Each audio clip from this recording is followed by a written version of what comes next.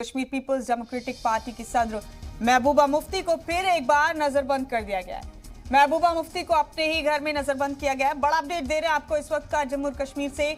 महबूबा मुफ्ती को आज जनूबी कश्मीर के अनंतनाग जाना था, लेकिन महबूबा मुफ्ती को अनंतनाग जाने की इजाजत नहीं मिली। बड़ा अपडेट इस वक्त का आपको दे रहे हैं जम्मू और कश्मीर से। पीडीपी सदर महबूबा मुफ्ती को फिर एक बार नजरबंद कर दिया गया है उनके घर में ही। उन्हें आज जनूबी कश्मीर के अनंतनाग जाना था, लेकिन उन्हें अनंतनाग जाने की इजाजत नहीं मिली और उन्हें फिर एक बार नजरबंद किया गया है। ये बड़ा अपडेट आपको जम्मू और कश्मीर के हवाले से दे रहे हैं इस वक्त का।